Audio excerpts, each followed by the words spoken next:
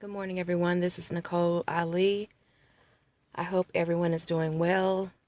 I was in a live stream recently that Lisa Cabrera had, and they were discussing how the Caucasoids are losing control and how their birth rates are very low, if not a natural decrease, meaning that it's very difficult, almost impossible to reverse your negative birth rate, meaning that more people are dying than being born. So these fools have a new concept or seemingly new concept, that they want to use to extend their life here on Earth. One is womb transplants. So this article came out last week, and it discusses what you need to know about womb transplants. I know it sounds like something out of a science fiction movie. The subcaption says 42 women worldwide have received transplanted wombs, and 11 babies, I think they meant have been born as a result. So the first womb transplants in Britain are expected to take place by the end of the year, the end of 2018, using wombs from deceased donors as well as live donors related to recipients. So they're getting wombs directly from cadavers, essentially. Maybe taking them from the person right after they die, from the woman right after she dies. I'm questioning who they're taking the wombs from. I would think that it would not be from someone who died from an opioid overdose, if you get my drift. But that is a very questionable procedure right there. The article goes on to say researchers from the charity Womb Transplant UK have been raising funds to conduct the procedures in order to help women without wombs carry their biological children. So a woman who is not able to have children still has a womb, it's just not functional. So the team now have enough money to provide these 3 women with womb transplants in 2018. The picture here is of a white woman, because these are the people they are targeting for this particular procedure.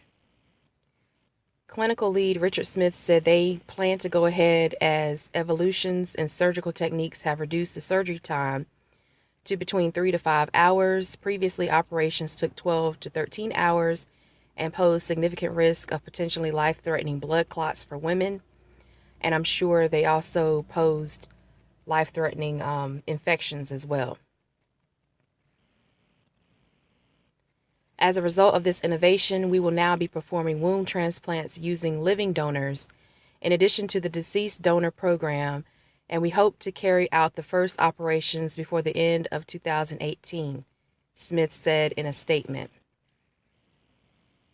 So what do we know about the procedure so far, and is it likely to become more widely available? So they go into detail about what is a womb transplant. I'm going to skip past that. They say how common are womb transplants in 2018, and they talk about that. Another question was, will the procedure be available to all women? That was a question I had as well, because this is a very expensive procedure, and I was wondering, if you are not economically able to pay for this procedure, and I don't think that insurance pays for it, it may be targeting, like I said earlier, targeting white women. So another thing to notice is that this is not a new procedure. It's not a new option for women who cannot give birth. So there's another website here, and of course I'll leave the links to these 2 websites in the description box. It's called wombtransplantuk.org. They talk about the research and the history, work so far, the future benefits from our research that they've conducted. So the history of womb transplantation research since the 1970s, and maybe even before that, a number of teams around the world have been researching the possibility of developing a womb transplant procedure, and unfortunately often without collaboration between those teams. I don't really believe that, but okay. The majority of the research published in the 1960s to the 1980s involved transplantation of the entire female genital tract, including the ovaries, the womb, the cervix, and upper vagina, in a range of different animals. So they probably used pastured animals such as cows or horses or even hogs. They probably used hogs because they've used hogs to female sows to do analysis for diabetes research, such as insulin, to develop synthetic insulin for diabetes patients. So they may have used hogs as well because hogs have similar organs and tissues to humans. So it says here, transplant research as a whole has also tended to focus on life-saving transplantations, heart, kidney, liver, with wound transplant research being rather limited, especially following advances in vitro fertilization or IVF techniques. However, since the 1990s, tremendous advances have been made in the fields of transplantation and reproductive medicine in particular. The first live birth after IVF treatment in a woman who had a transplanted kidney, and in recent years, a woman who had received transplanted ovarian tissue from her sister, gave birth to a healthy baby at the Portland Hospital in London. So in 2000, the world's first womb transplant was performed on a 26-year-old woman in Saudi Arabia. That must have been very controversial. She had lost her own womb as a result of a heavy bleeding following the birth of her child. However, the transplanted womb survived for only 99 days, and it has now been acknowledged that the attempt was premature, and our research shows the failure of the blood supply to the womb was predictable. Although this attempt was unsuccessful, much was learned, and it was the stimulation for extensive research to continue around the world. In December 2010, so this is 10 years later, our colleagues in Sweden were able to report a pregnancy as a result of a womb transplanted on a rat. So they're going from large animals to smaller animals. One reason is to save money and time. They also go on to say, our own group here in the UK collaborates very closely with Dr. Giuseppe Del Priore and his team at the University of Indiana, Indianapolis. And we have regular contact with Professor Mats Brandstrom in Sweden.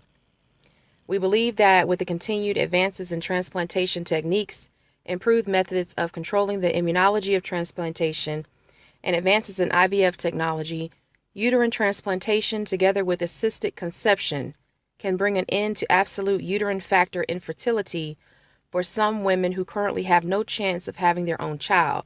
So these people are very desperate. Now, they go here and show a figure of transplant history. And if you notice, this goes from before World War I all the way up until this year. So they did a successful transplant of the cornea in 1905. First successful solid organ transplant of the kidney, 1954. First example of Wen, I'm not sure what Wen is, but I have to look that up. 1969, they used models, mouse, rat, pig, dog, sheep, rabbit, non-primate.